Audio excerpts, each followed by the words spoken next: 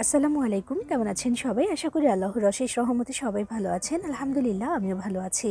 শাহিনুরস রেসিপিতে সবাইকে আরও একবার ওয়েলকাম জানাচ্ছি নতুন আরও একটি রেসিপি দেখার জন্য। আজকে আমি তৈরি করে দেখাবো শীতের বিকেলে খাওয়ার জন্য মুচমুচে পুঁই পাতার পাকোড়া। পুঁই পাতা দিয়ে আজকে আমি বানিয়ে দেখাবো এই মুচমুচে পাকোড়াটি। আর এটা বানিয়ে নেওয়ার জন্য কিন্তু অল্প কিছু ঘরোয়া উপকরণই যথেষ্ট। অনেক বেশি উপকরণের প্রয়োজন হয় না আর খুব বেশি সময়েরও প্রয়োজন হয় না, তবে এইভাবে এটা বানালে খেতে হয় অসাধারণ। আর এত বেশি মুচমুচে হয় যে মনে হবে যে পাঁপড় খাচ্ছেন, এতটাই মুচমুচে হয় এই পাকোড়াটা। আজকে খুব সহজেই পাকোড়াটা আমি কিভাবে তৈরি করেছি সেটি আপনাদের সাথে শেয়ার করব। আর আপনি আমার ভিডিওতে একটা লাইক করে চ্যানেলটি সাবস্ক্রাইব করে পাশেই থাকবেন আশা করছি।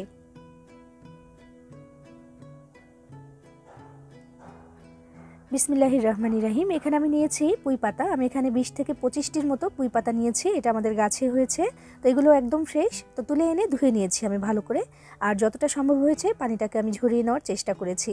তো এটা আমি রেডি করে রাখলাম, একটা পাশে থাকুক। আর এদিকে একটা ব্যাটার তৈরি করে নিতে হবে। বিসমিল্লাহির রহমানির রহিম। প্রথমে আমি নিয়ে নিচ্ছি একটা মিক্সিং বোলে 1 কাপ পরিমাণে বেসন, 2 টেবিল চামচ পরিমাণে নিয়ে নিচ্ছি আমি এখানে কর্নফ্লাওয়ার। এটা দিলে কিন্তু অনেক বেশি মুচমুচে হবে। আর মাত্র 1 টেবিল চামচ নিয়ে নিচ্ছি আমি এখানে চালের গুঁড়া। আর এরপর স্বাদ মতো লবণ দিয়ে দিলাম। আমি এখানে আধা চা চামচ দিয়েছি। 1 চা চামচ দিয়েছি আমি এখানে লাল মরিচের গুঁড়া, 1 চা চামচ ধনিয়া পাউডার, আর 1 চা চামচ দিয়ে দিলাম জিরা পাউডার।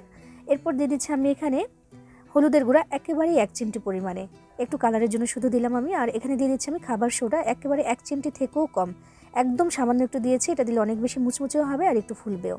এবার শুকনো উপকরণগুলো একসাথে আমি সব কিছু মিশিয়ে নিচ্ছি। এরপর নিয়ে নিলাম আমি এখানে পানিটা নিতে হবে একদম ঠান্ডা পানি। আমি ফ্রিজের ঠান্ডা পানিটা নিয়েছি এখানে। নর্মাল পানিও দিতে পারেন, তবে ফ্রিজের ঠান্ডা পানিটা দিলে কিন্তু এটা অনেক বেশি মুচমুচে হয়। কতটা মুচমুচে হয় সেটা ভিডিওর শুরুতে অবশ্যই দেখেছেন আশা করছি।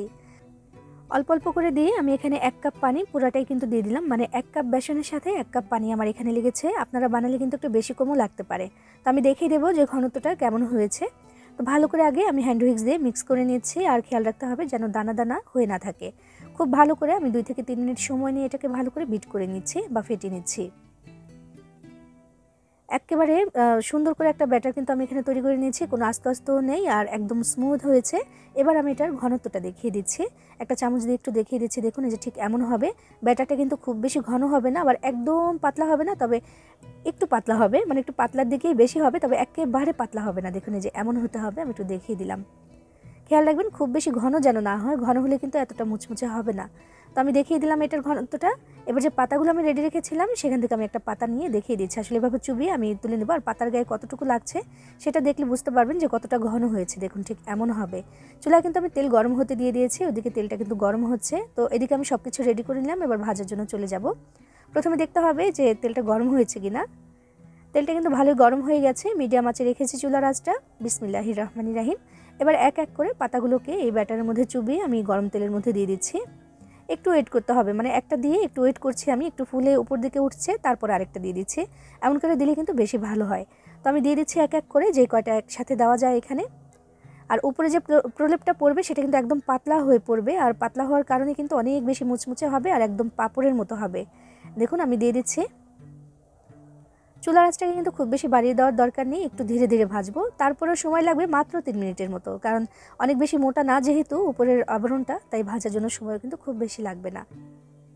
একটা পাশ কিন্তু ভীষণ মুচমুচে হয়ে ভাজা হয়ে গেছে, আমি উল্টে দিচ্ছি। এক একটা পাশ 1.5 মিনিটের মতো হলেই কিন্তু চলবে, মোট 3 মিনিট আমার সময় লেগেছে এটা ভাজার জন্য।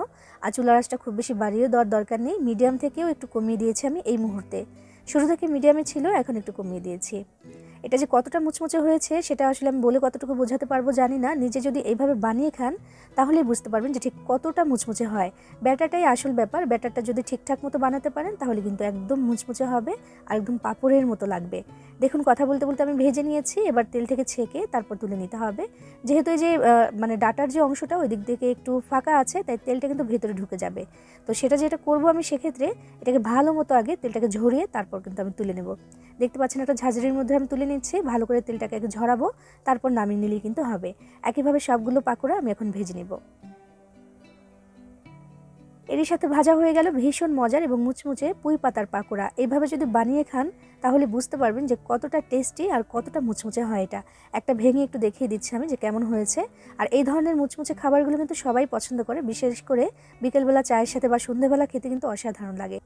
আর এখন তো শীতকাল চলেই এসেছে। এখন কিন্তু বিকেলবেলা এমন মুচমুচে পাকোড়া চায়ের সাথে থাকলে আর কোনো কিছুরই প্রয়োজন নেই। সবাই পছন্দ করে খাবে আর একবার খেলে বারবার খেতে ইচ্ছে করবে। এই মজাদার রেসিপিটি চাইলে আপনিও বানিয়ে নিতে পারেন। সবাই পছন্দ করে খাবে ইনশাআল্লাহ। বানিয়ে খেয়ে দেখবেন ভালো লাগবে। সবাই ভালো থাকবেন, সবার জন্য সবাই দোয়া করবেন। আল্লাহ হাফিজ।